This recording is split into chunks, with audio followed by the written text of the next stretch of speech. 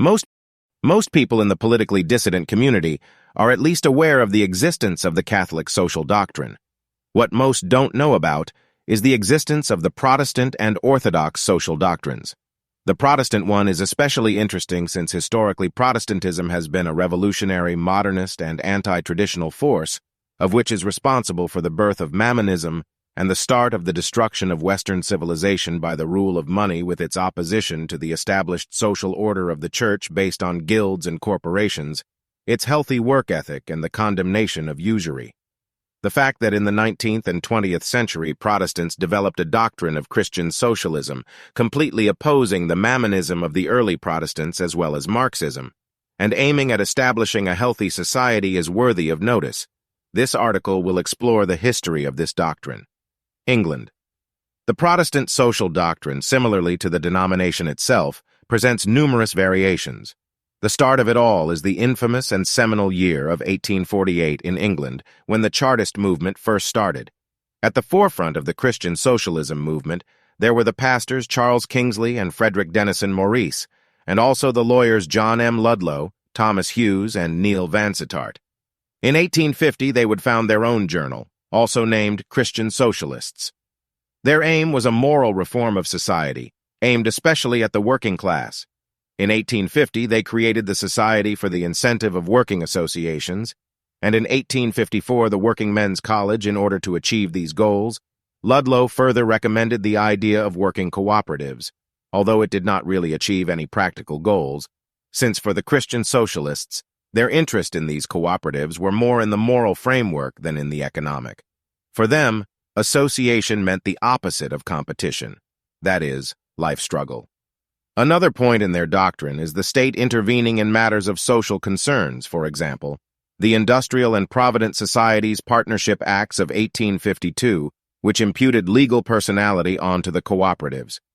Edwin Robert Anderson Seligman states of this as being the first law in the civilized world that recognized and protected cooperative societies as separate entities.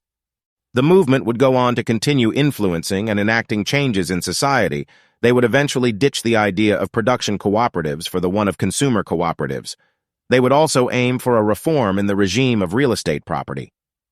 In 1899, the Christian Social Union would be founded. In 1924, the representatives of all English churches would rally together in order to discuss the social problem. From this, the Christian Organization of Political and Economic Conferences is born. This movement would be characterized by a defense of the right for private property and a rejection of class struggle, going against the Marxist notions of socialism. The movement would also support the nationalization of big companies, banks, and the press, as well as profit-sharing among the workers. This was the Christian socialism in the United Kingdom, but this movement was also present in Germany, France, and the United States. Germany. In Germany, the first Christian socialist movement would develop between 1850 and 1914. Initially, it would be pretty basic, with the support for the creation of professional associations, especially of mixed trade unions. Its precursors would be Wurschen and Hubers. From 1878 onwards, it would create a proper body for itself through the Christian Social Workers' Party created by Stockler, Rudolf Todt, and A. Wagner. The party's program would be within the framework of state interventionism with a strong religious spirit. It would, however, have low success among the workers. In 1896, Paul Göre, Neumann, and Weben would join in the city of Erfurt and try to organize a new movement, better organized in order to be able to reach the working class. However, this too would not see much success, and eventually would limit itself to moral concerns, eventually with the creation of a center of studies called the Evangelische Social. However, after 1918, with the humiliation and destruction of the First World War, Protestant socialism would develop greatly, for the same reason as communism and National Socialism. In 1919, the League of Religious Socialists would be created with the German wing, the Covenant of Religious Socialists of Germany, being founded in 1926, which saw rapid growth, although it was banned under the National Socialist regime and reconstituted itself after the war. In France, there were three main sects of Protestant socialism, the first one being the conservative, led by Paul Doumergue and his journal Foi et Vie. He created this journal in order to bring faith closer to secular life, as he argued that most religious journals were too ecclesiastical.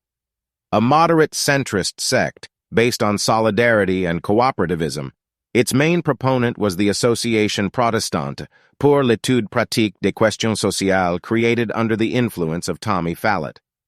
The movement aims for the establishment of a new order in which there would be no competition and egoism, and instead, society would be cooperative, associative, and solidary under Christian influence. Tommy Fallotte condemned the Marxist notion of class warfare as violent barbarism for people blinded by revenge and conquest. Another name of this movement was the economist Charles Guide. He supported the École supérieure de sciences sociales and the Union pour la vérité, an organization promoting the cause of Alfred Dreyfus. He was also an avid supporter of worker cooperatives, writing a book titled Consumers' Cooperative Societies. Lastly, there was a leftist extremist sect, represented by the Union of Christian Socialists, created in 1908 by Raoul Beville and Paul Passy.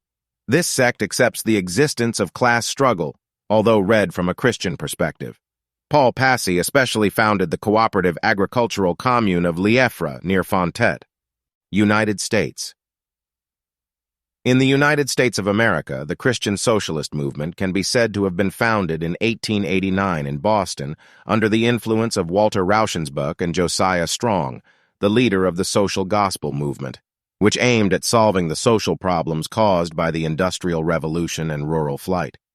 They developed a serious effort for Christian education, like the Protestant Episcopal American Church, which organized centers of social studies with the aims of improving working relations.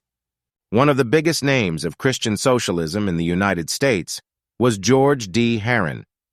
Son of poor parents, Herron became pastor of the Congregationalist Church in 1890 and later created the Institute of Christian Sociology in Iowa.